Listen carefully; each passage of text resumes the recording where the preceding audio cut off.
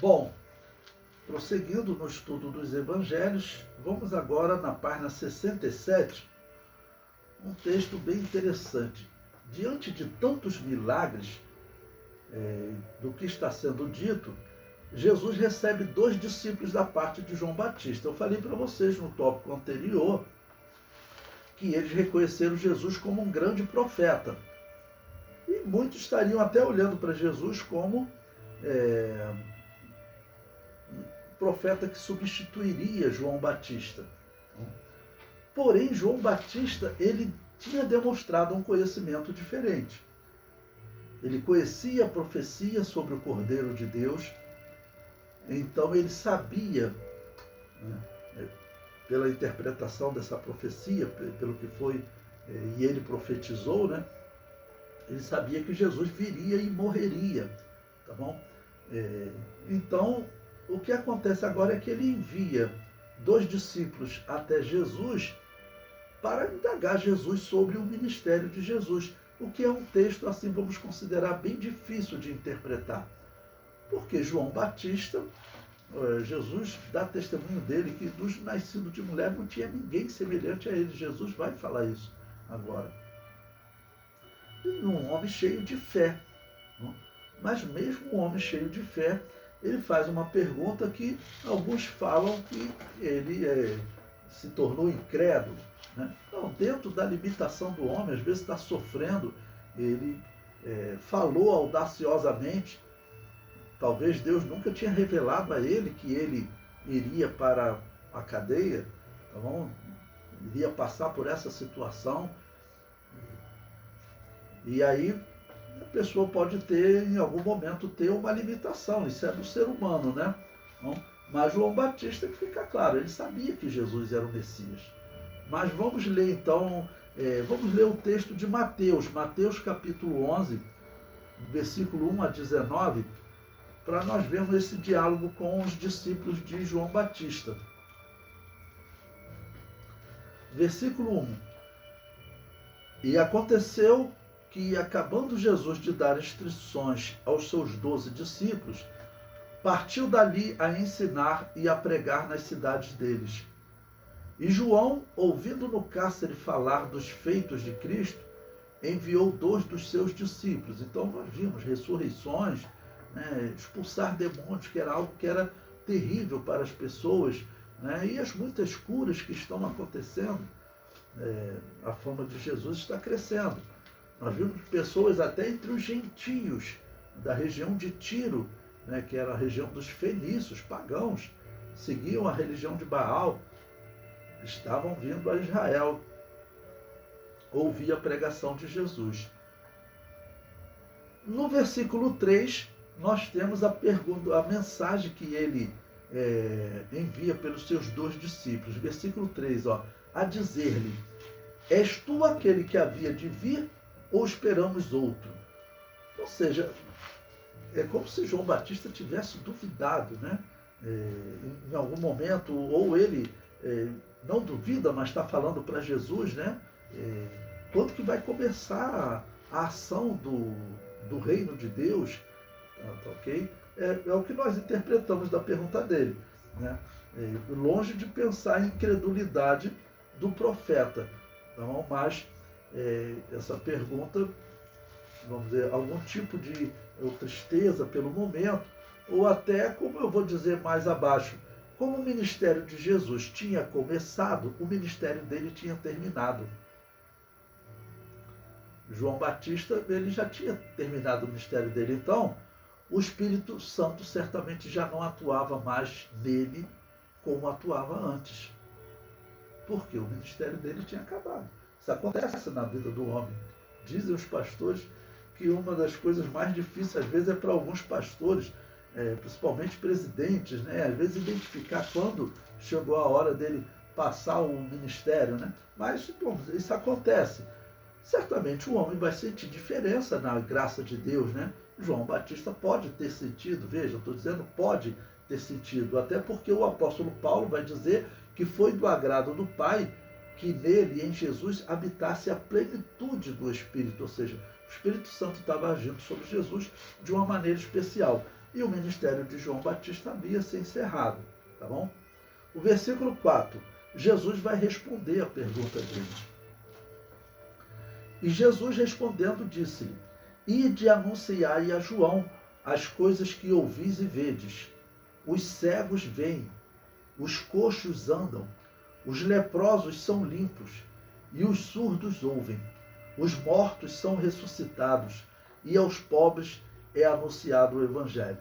Bom, quando eu vejo aqui Jesus citar tantos sinais, ainda mais Jesus tendo falado para os fariseus que uma geração má incrédula pede um sinal, mas nenhum sinal lhe será dado. Alguns usam isso como evidência exatamente de incredulidade. Não, porque aqui Jesus está apresentando sinais a João, dizendo: esse é meu servo, a esse eu mostro sinais a ele, tá bom? Como ele vai dizer diversas vezes para os apóstolos: a vós é dado conhecer os segredos do reino dos céus. Para os outros, não adianta eu explicar para eles. É como lançar pérolas aos porcos. Tá bom? Eles têm que ter fé no meu sacrifício expiatório. Eles têm que se chegar a mim, têm que ter fé na proposta de salvação que eu trago. Se eles tiverem essa fé, então eu vou, simbolicamente dizer, abrir os olhos deles. Né? Eu vou abrir os olhos deles. Okay? Então aqui é exatamente o oposto. Ele está falando que João é um homem de fé, aos que são de fé, a esses eu mostro sinais. A geração má incrédula, eles só vão ter o sinal do profeta Jonas. O versículo 6. E bem-aventurado é aquele que se não escandalizar em mim. Tá bom? O versículo 7. E partindo eles, começou Jesus a falar as turbas a respeito de João. Então veja, tinham pessoas que talvez se escandalizassem Jesus, como poderia estar acontecendo com João, eu não acredito, mas poderia estar acontecendo com outros e Jesus está aproveitando para ensinar. Até por pessoas que conheceram Jesus. E nós vimos que Jesus já tinha sido perseguido em Nazaré, na cidade onde ele foi criado. Então isso às vezes causava escândalo.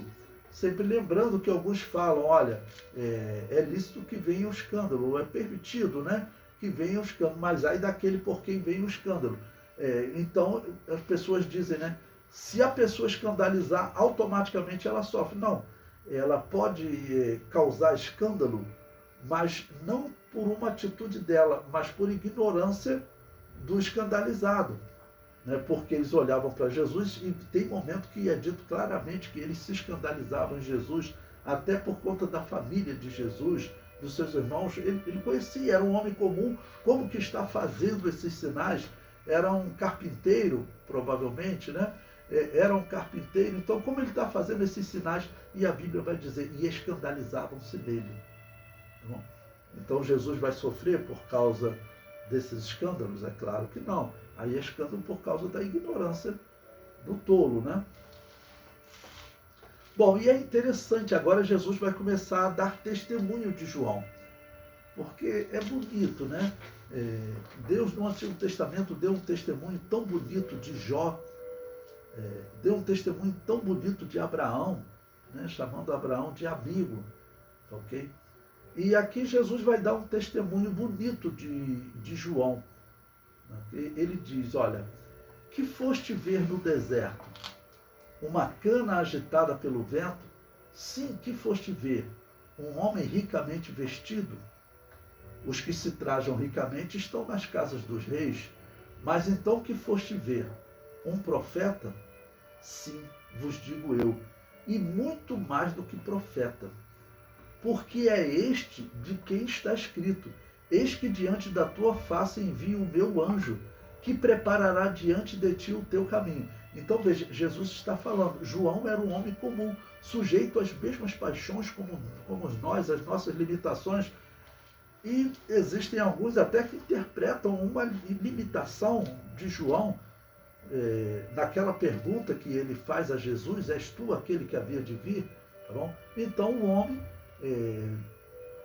limitado como nós, só que ele recebeu uma missão de preparar o mundo, principalmente Israel, né, para a chegada do Messias. E é algo que nós temos que comparar com o nosso momento atual, né? Porque a igreja, como ela está hoje no mundo pregando, é como se nós fôssemos um João Batista preparando, nesse caso, preparando a igreja para o arrebatamento, né? Mas preparando a igreja para o encontro com Jesus. João Batista veio preparando Israel para o encontro com o Messias, porque ele falava abertamente sobre o Messias, sobre a chegada do Messias. O testemunho que havia no mundo, nesse momento, né, que está acontecendo no mundo nesse momento, qual é? O profeta que dizia que o Messias está chegando, esse profeta está preso. Tá bom? Esse profeta está preso.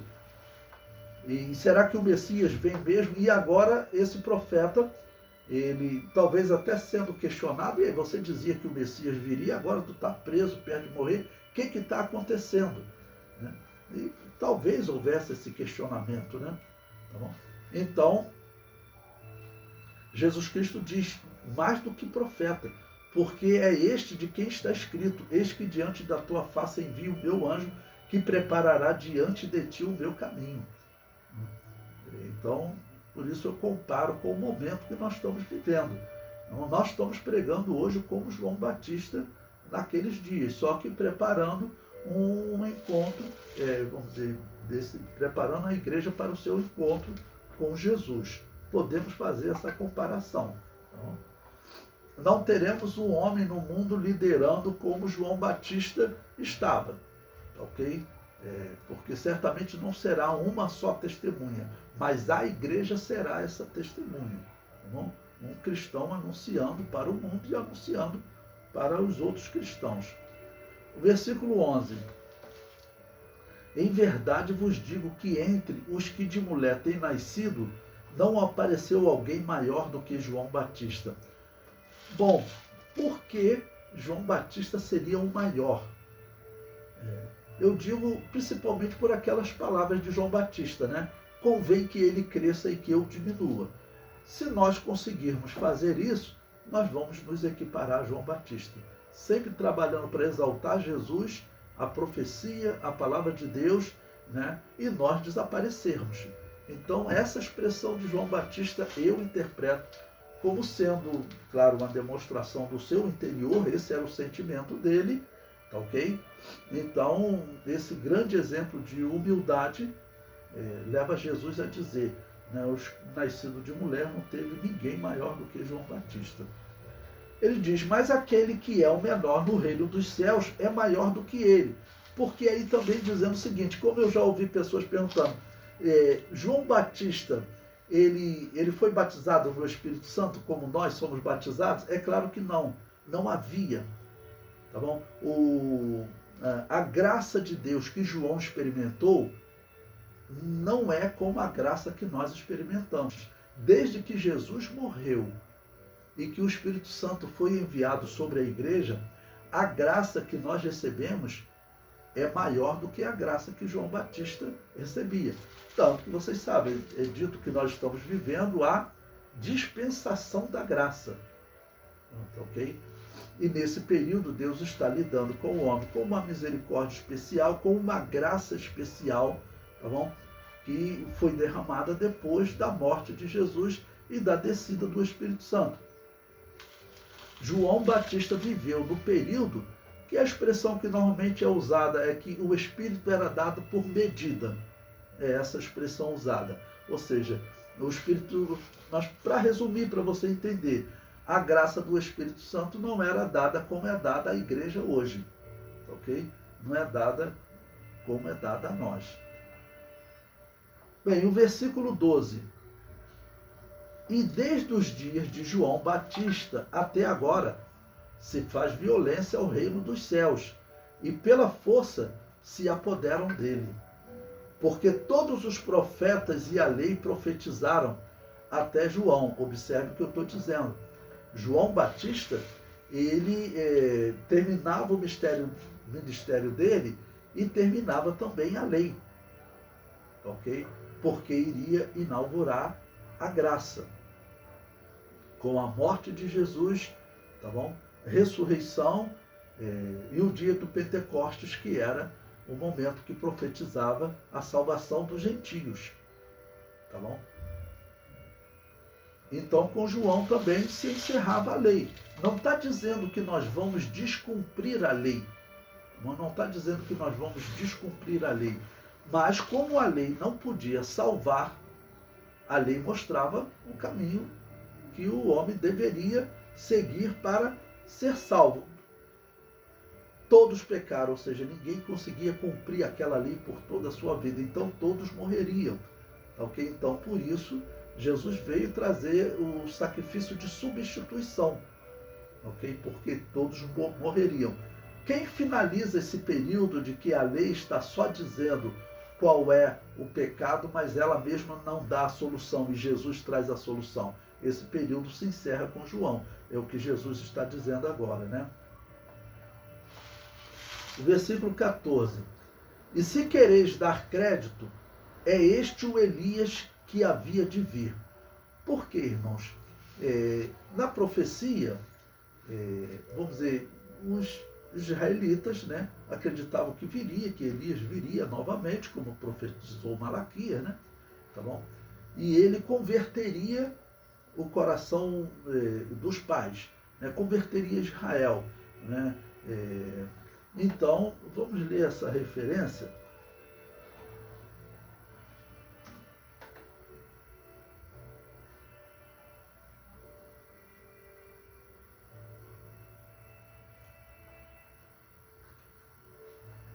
Malaquias capítulo 4, versículo 5, né? Eis que eu vos envio o profeta Elias antes que venha o dia grande e terrível do Senhor. Tantos que alguns na história interpretaram que a igreja hoje ela fará um trabalho parecido com o de Elias, parecido com, vamos dizer, como um cumprimento dessa profecia de Elias, que Elias viria. Então Jesus está dizendo que João Batista era esse Elias. Por quê? Porque ele veio anunciando e preparando, como Deus tinha prometido, o caminho do Messias. Mas veio não que Elias, nós nem cogitamos a possibilidade de reencarnação, como os espíritas pregam, né? Tá bom? Mas daquele ministério dos profetas, João Batista foi o último representante. O ministério de profeta no Novo Testamento, na igreja, existe. Está lá em Efésios 4:11. Eu mesmo dei uns para apóstolos, o segundo, profetas, evangelistas, pastores e mestres. Ali nós acreditamos que são os 5 ministérios da igreja. É assim que é interpretado. Tá bom? Então, existe o ministério de profeta. Nós conseguimos identificar? É muito difícil. Tá bom? É muito difícil. Historicamente, realmente, a igreja ela não trabalhou muito com esse ministério. Tá? Trabalhou muito mais com o ministério de pastores e depois começou a surgir o título de presbíteros e bispos, e que foi muito usado na história. Mas que a igreja cristã ela sempre usou mais pastores, tá bom? E menos do que bispo. Bispos vai ser a igreja de Roma que vai começar, né? Usar como um cargo. Como um cargo. Vai ser a igreja de Roma, a igreja de Antioquia. As maiores igrejas, eles vão ser chamados de bispos. Por quê? Bispo significa supervisor. Era um pastor que supervisionava outros. Tá bom? Eles chamavam assim. Vão começar a usar assim na história, tá ok? Então, Jesus Cristo diz, olha, a profecia de Malaquias sobre Elias acabou de se cumprir aqui com João Batista. Esse é o Elias que havia de vir, que prepararia o caminho do Messias, tá bom? Ou seja, com isso também, o que Jesus está dizendo, mais uma vez? Jesus está dizendo também que ele é o Messias. Tá bom? Quando ele fala, ele cita essa profecia de Malaquias, qual era a interpretação? Elias vem preparando o caminho do Messias. Aí Jesus Cristo diz, olha, esse é o Elias que havia de vir, profetizado por Malaquias. Então, o que esse Elias falou? Que eu sou o Messias. Então, Jesus parecido com o que ele falou em outro momento, ele está dizendo abertamente, né? Que ele é o Messias, ele está falando isso abertamente. O versículo 15: quem tem ouvidos para ouvir, ouça. Mas agora ele vai fazer mais um comentário exatamente sobre os israelitas, e principalmente esses fariseus, essa liderança religiosa. A liderança religiosa eram raros os corretos. Eram raros corretos. Então, se tem Nicodemos e José de Arimateia, fariseus corretos, eram raros. A maioria eram políticos, né? Eu não quero nem dizer que na igreja de Jesus está assim hoje, eu não quero nem dizer, né? Versículo 16. Mas a quem assemelharei esta geração? É semelhante aos meninos que se assentavam nas praças e clamam aos seus companheiros e dizem: tocamo-vos flauta e não dançaste, cantamo-vos lamentações e não choraste. Ou seja, uma pausa aqui para explicar, né? Ou seja, Jesus está descrevendo uma geração insensível. Esse é o significado. Está descrevendo uma geração insensível. Vir um profeta de uma ou de outra maneira, eles recusavam. Porque a palavra não alcançava mais eles estavam insensíveis.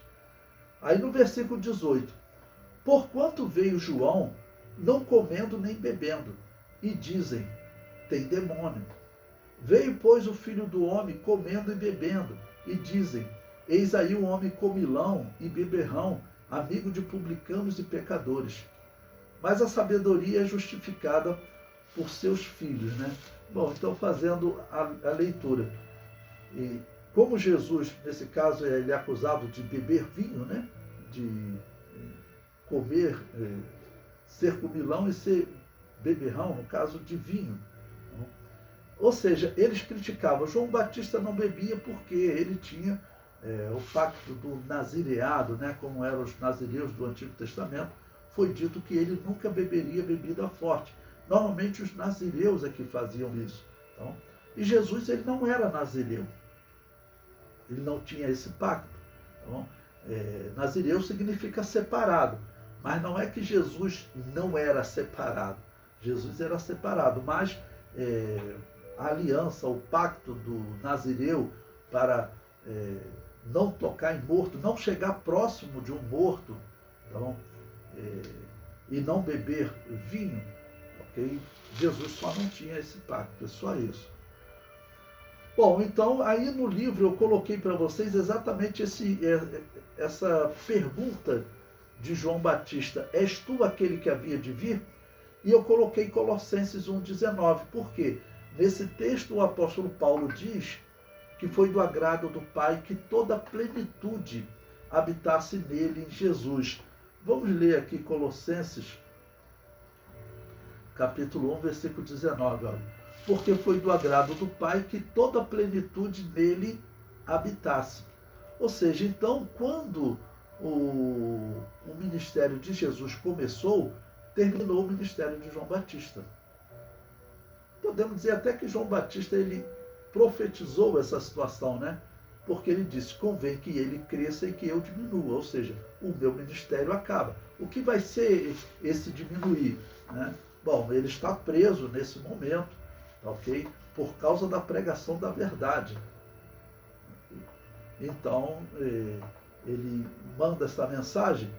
O mais provável é que em alguma coisa ele diminuiu. O ministério dele não estava mais ativo, vamos assim dizer. Então, de alguma maneira, a graça de Deus já não atuava tanto nele. Tá bom? Eu coloquei um comentário aí no livro. Olha, o significado dessa pergunta é que João Batista pediu uma confirmação final. Essa pergunta de João Batista soa para muitos como um sinal de desespero e descrença, mas não é isso.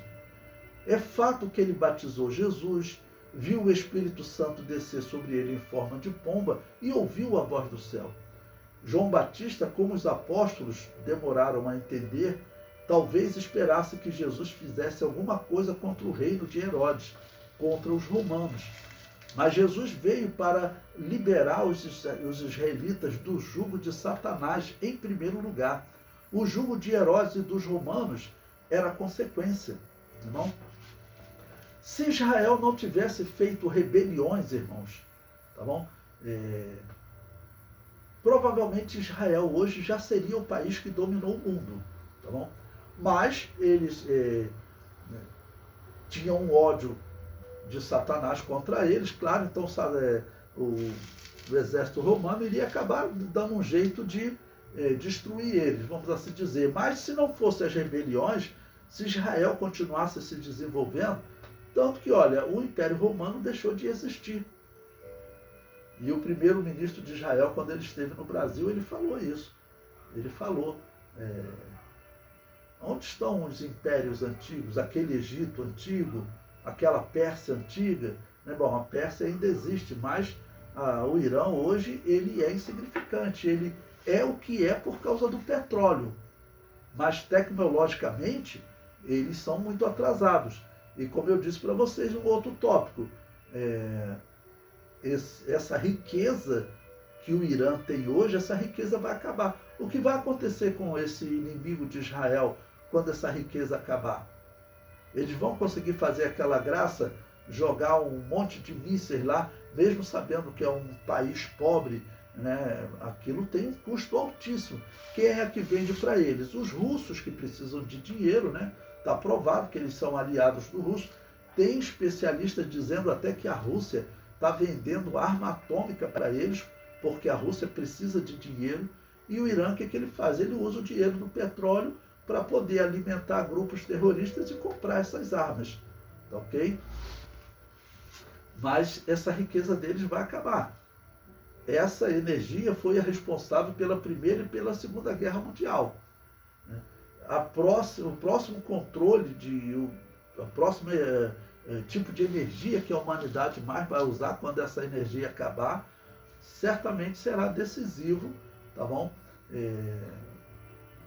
Na riqueza do mundo. Então, Israel, não agora provavelmente, né? Mas vai chegar o momento aí profetizado durante o milênio, que Israel, como já é o dominador da tecnologia hoje, vai dominar a riqueza do mundo.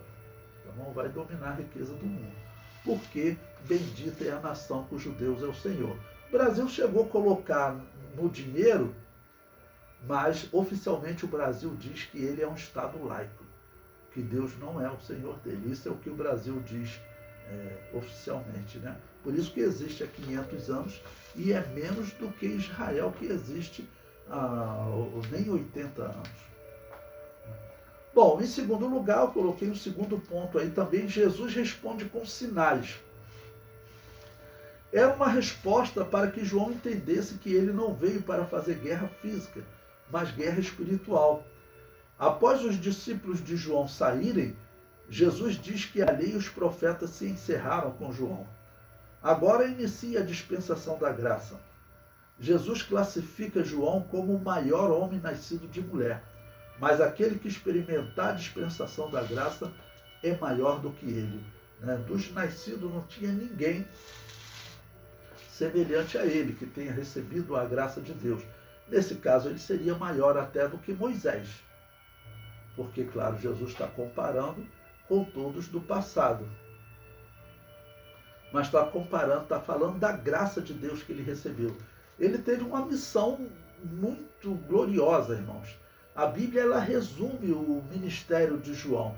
Mas se ele durou 6 meses que seja, porque nós sabemos que João Batista era 6 meses mais novo que Jesus, então se o ministério dele durou 6 meses, tá ok? Mas o tempo anterior que ele, com 30 anos, teria começado esse ministério, era quando os sacerdotes começavam, ele certamente atuava antes, porque João Batista deveria ser um super especialista nas escrituras sagradas. Por quê? Era a função dele como sacerdote estudar, tá ok? Era a função dele, e também ele era um homem cheio do Espírito Santo de Deus. Então, ele certamente tinha um conhecimento profundo. Eu sempre uso como ilustração.